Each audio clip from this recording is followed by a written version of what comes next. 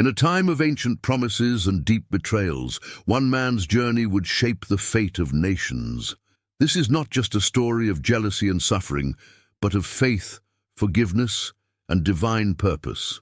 This is the story of Joseph, the dreamer, the prisoner, the savior of Egypt. Joseph was the 11th son of Jacob and the firstborn of Rachel, the woman Jacob loved most.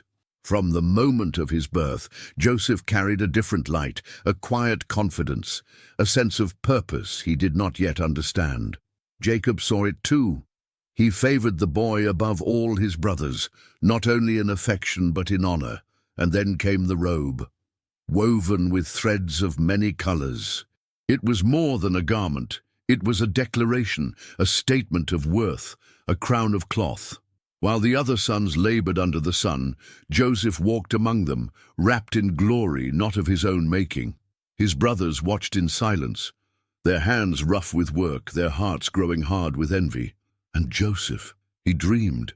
He dreamed of sheaves of wheat bowing to his, of stars and planets kneeling before him. He spoke his dreams aloud, not out of pride but of innocence. But to his brothers it was insult, to his father it was wonder. And in that moment destiny began to stir. The fields stretched wide and the sun burned high as Joseph walked alone, sent by his father to find his brothers. But they saw him from afar, the robe of many colors fluttering like a flag of arrogance in the wind. And hatred, long hidden, rose like a storm. "Here comes the dreamer," they said. "Let us kill him and see what becomes of his dreams." But one brother, Reuben, pleaded for mercy. "Do not shed his blood," he said. So they stripped him of his robe and cast him into a dry pit. The robe that once shone with favor now lay in the dust, stained by betrayal. Then came the sound of a caravan, traders from Midian on their way to Egypt. And for 20 pieces of silver they sold their own brother, flesh and blood, handed over like a slave.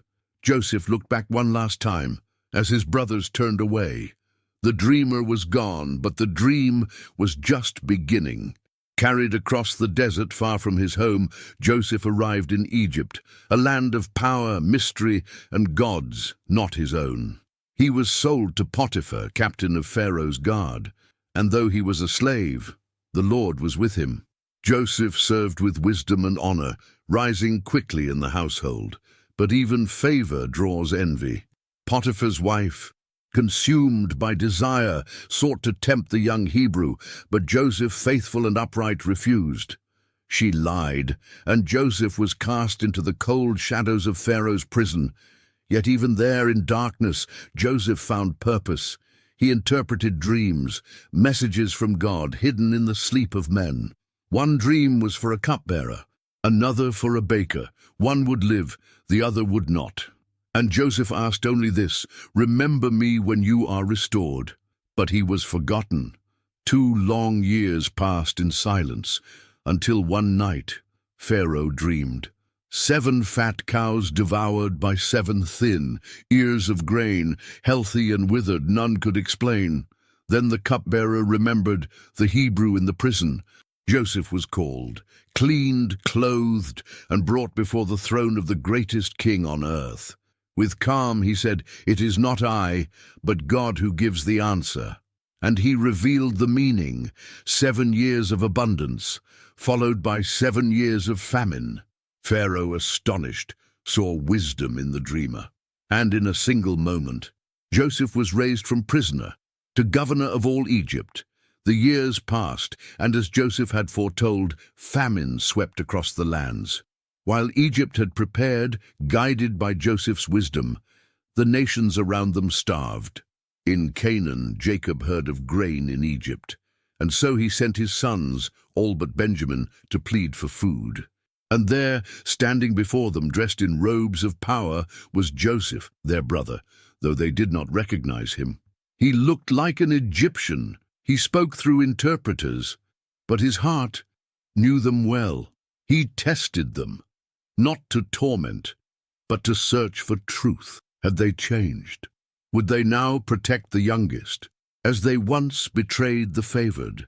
when he saw their sorrow, their remorse, when Judah offered himself in place of Benjamin, Joseph could bear it no longer. He sent the servants away, and through tears he cried, "I am Joseph, your brother, the one you sold into Egypt." They were speechless, but Joseph spoke not in anger, but in peace. "Do not be afraid. What you meant for evil, God meant for good, to save many lives." And so he embraced them. He wept with them. He forgave them. The dreamer had become a deliverer, and the boy they cast aside became the man who saved them all. The story of Joseph is more than ancient history. It is a living message. A story of betrayal turned into blessing, of suffering transformed into strength. Joseph was sold, imprisoned, forgotten, but never alone. Because even in the darkest places, God was working. Maybe you've been rejected, abandoned, misunderstood. Maybe your dreams have been broken by the hands of others. But Joseph's life reminds us, no pain is wasted in the hands of God. He can use your scars to save others. Thank you for watching Holy Tales. Don't forget to like, share, and subscribe, and join us again for the next journey through the sacred stories of the Bible.